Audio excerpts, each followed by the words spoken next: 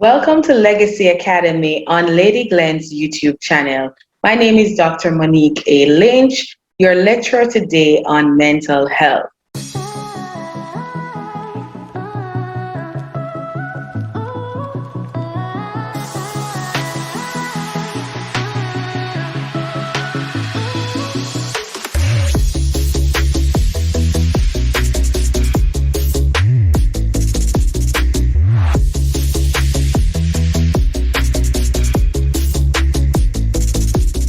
Now, when we hear mental health, oftentimes we think of a madman in the street, madman in the street eating out of the garbage bin, or we think of persons who are in Bellevue Hospital, or we think of persons who are just negative, persons who are seeking attention, persons who are just weird.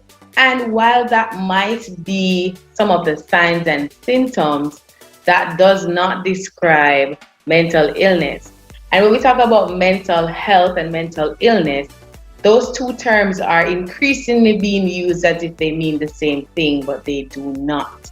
So everyone has a mental health, just like how everyone has a physical health. All right, so in the course of your lifespan, not all persons will experience a mental illness, but everyone will struggle or have a challenge with their mental well-being, which is your mental health, just like we have challenges with our physical well-being, like the common cold, the flu, a headache from time to time. We will all experience a moment when we are not so okay mentally. So what is mental health? Now, when we talk about mental health, we are talking about our mental well-being, our emotions, or thoughts, the way that we think, or feelings, or ability to solve problems and to overcome difficulties, or social connections with each other, and or understanding of the world around us. And when we talk about mental illness, we're talking about a clinically diagnosable disorder, meaning you have to be diagnosed by a physician or a health professional, and it is basically a disorder affecting the way people think, feel, behave, or interact with other persons. Now, to be clinically diagnosed with a mental disorder, an individual's day-to-day competence must be significantly impaired.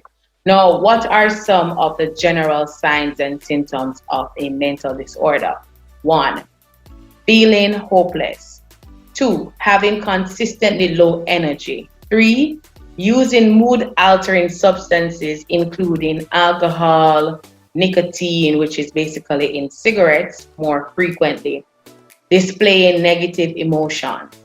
Being confused. Being unable to complete tasks, such as getting to work, cooking a meal, getting dressed.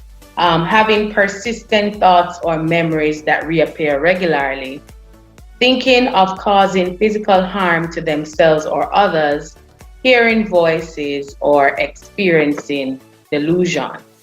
Now, there are nearly 300 mental disorders listed in the DSM-5. The DSM-5 is basically a big book of all the disorders that we as mental health professionals or health professionals use to be a guideline. Some of the main groups of these mental disorders are 1, the mood disorders, and that's usually like depression or bipolar. 2, anxiety disorders, and those are like phobias, when you're scared of something, like persons are scared of heights, snakes, closed spaces, etc. You have the general anxiety disorder, social anxiety disorder. And the next group is personality disorder, and that includes like borderline, narcissistic, multiple disorders. The next main group is psychotic disorder, which everyone should know. It's schizophrenia, schizoaffective. Now, many persons or many of the madmen on the streets usually are diagnosed with schizophrenia, which is one of the top disorders here in Jamaica. Another main group is eating disorders. The other main group, trauma-related disorder. And one of the final ones, the substance misuse disorders.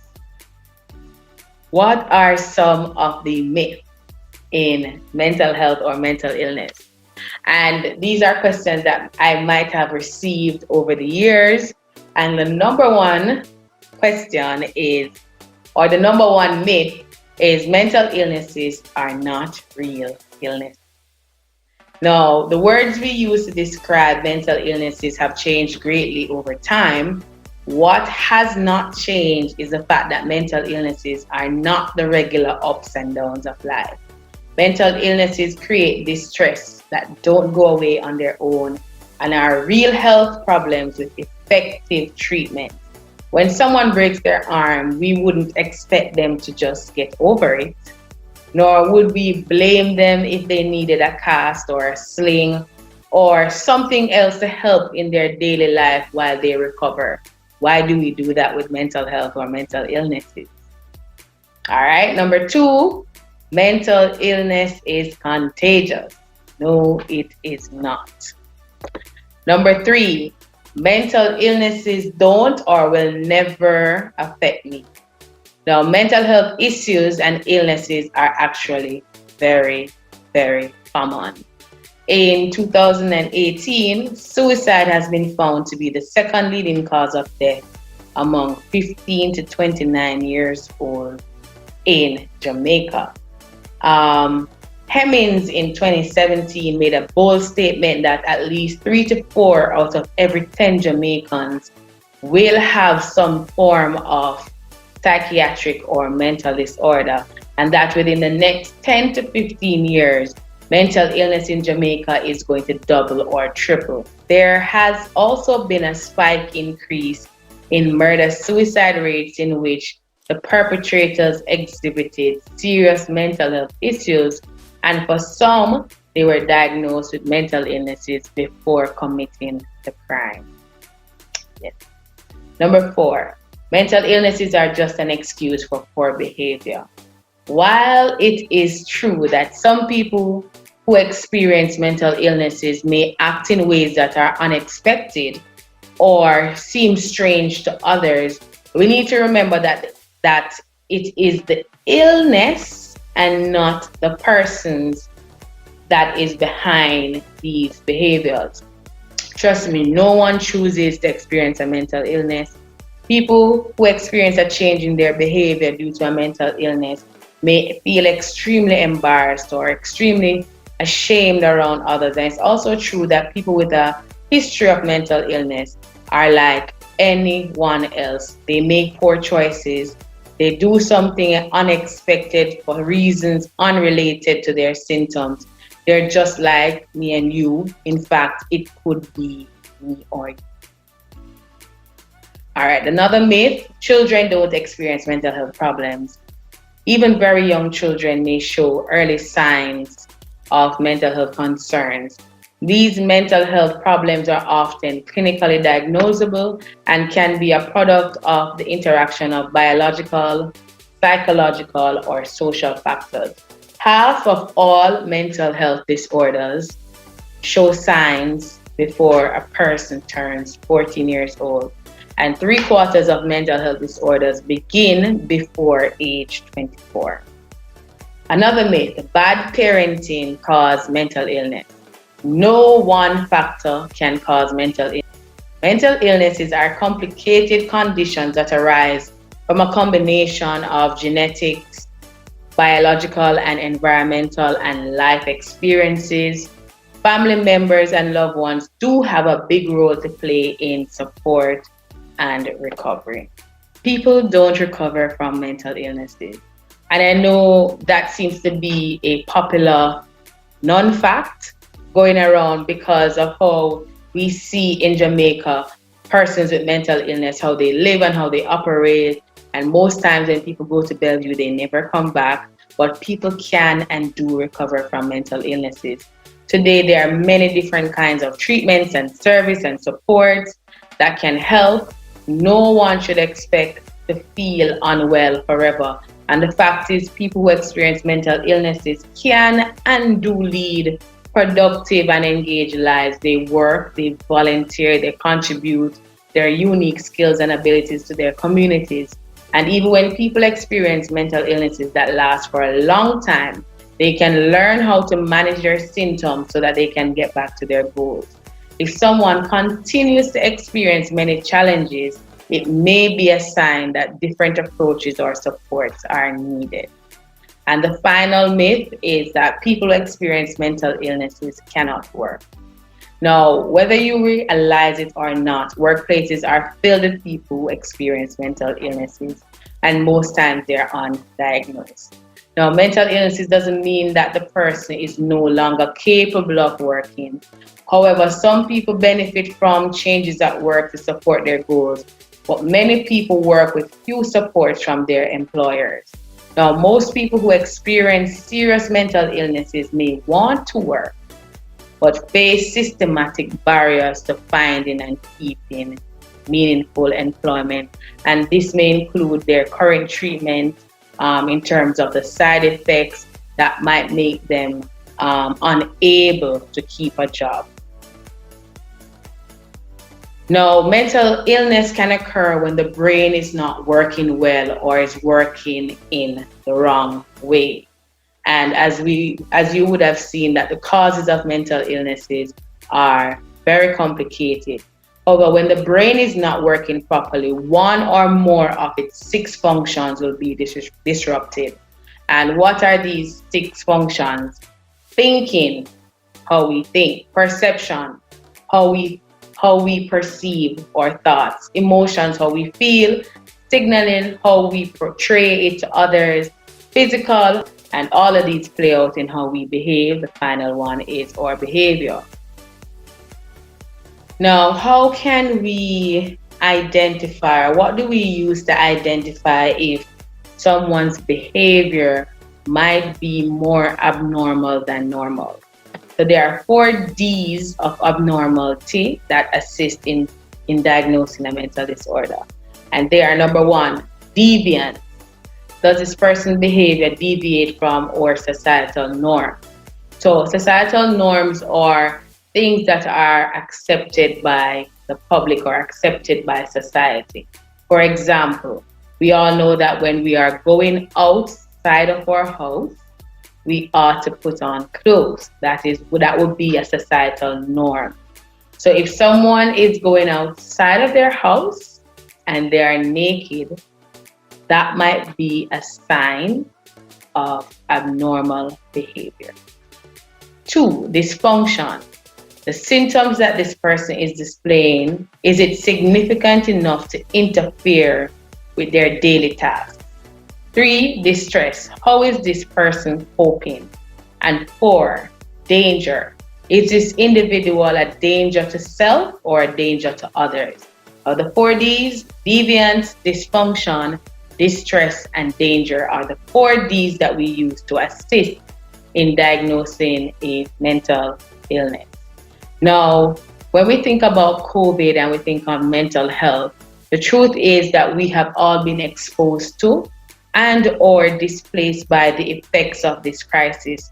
And we can definitely agree that we are all in some way or another susceptible to experiencing mental health problems, especially households living in poverty, people who live with their abusers, people whose livelihood has been affected, minority groups, and people with chronic health conditions such as diabetes, cancer, hypertension, etc.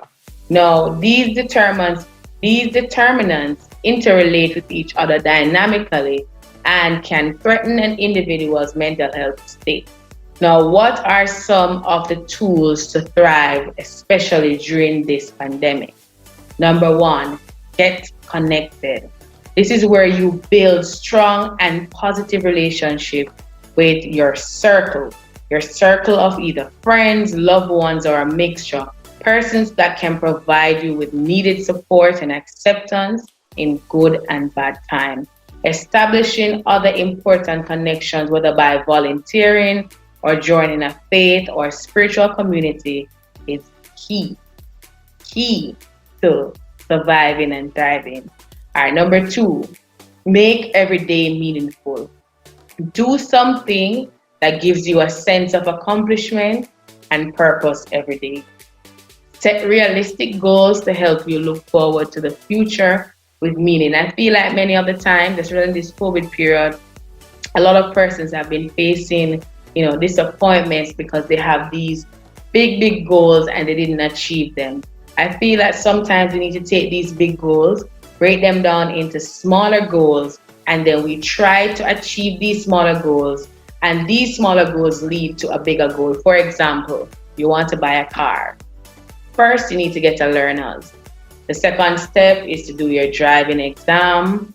Then the third step, to save your deposit, or if you're saving for the full car, start researching on banks and interest rates and the whole works, insurance, the different insurance packages, what you can afford, see what your monthly payment would be like, do a budget to see if you can afford it. There are so many things that come under that one big goal of getting a car. But so many times we are focused on getting the car that we're not really taking the time to look at the other small goals that you can attempt.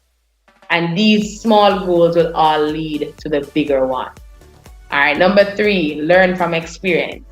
Think of how you have coped with hardship in the past. Consider the skills and the strategies that helped you through difficult times. And you might even write about past experience in a journal, like myself, to help me identify positive and negative behavior patterns, and then use this to guide your future behavior. Because the truth is, these are things that you can work on. While this pandemic has created a lot of uncertainties and a lot of things that are out of your control, this is something that you can do for you. You have control over this, you have control over you. So let's make this doable. Number 4, remain hopeful. You can't change the past, but you can look towards the future by accepting and even anticipating change.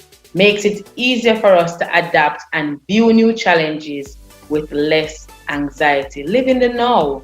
We have now. Yes, you may have lost things, you may have lost opportunities. You have now. What is it that you can do now? Number 5, take care of yourself. See, self-care is very important. It's not only an important tool to thrive, but it's a very important part of your mental health. Tend to your own needs and your feelings. Get to know yourself. Know what your limits are, what you will accept, what you will do and what you won't do. Participate in activities and hobbies that you enjoy. Include exercise in your daily routine. I hate running, but I walk. So if walking is good for you, 15 to 30 minutes a day will not kill you.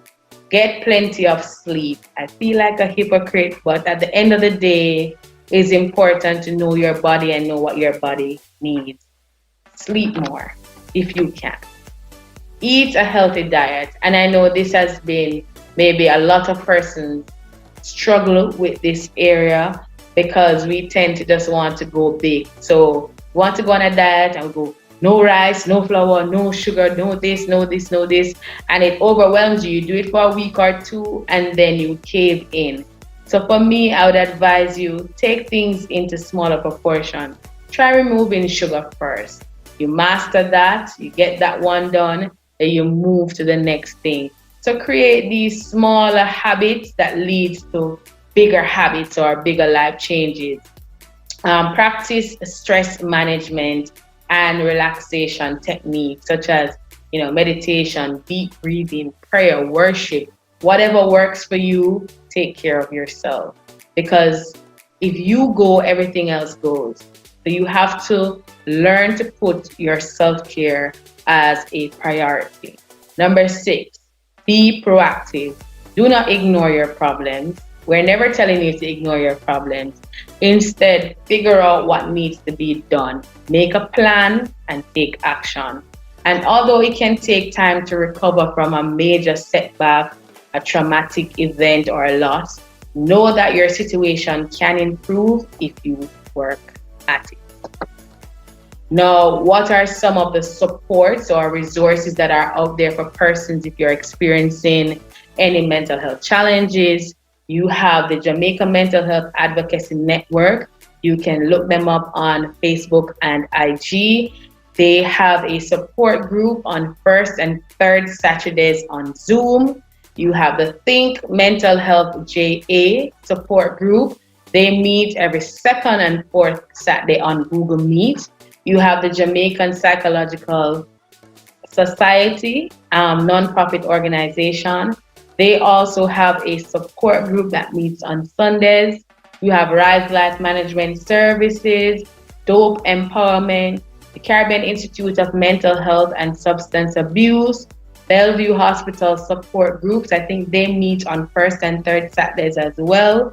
The Ministry of Health and Wellness Mental Health Unit, Jamaicans for Suicide Prevention, Choose Life International. The Ministry of Health and Wellness has just came out or established a helpline for persons with mental health issues, and the number is 1-888-NEW-LIFE or 1-888-639-5433. It is toll free, providing 24/7 hours assistance to persons with mental health issues seeking support. You have the Mental Health Support JA, and you have the Chosen Stars Foundation. Now, what are some tips that I will give to how can we promote good mental health? Talk about your feelings. Avoid alcohol or drugs. Stay in touch with people that matter. Get help or advice when you need it. Take time for you. Do things that you are good at. Accept yourself. Be in surroundings that are safe and secure. Learn how to deal with stress. Quiet your mind. Set realistic goals. Give of your time to volunteer and take care of your body.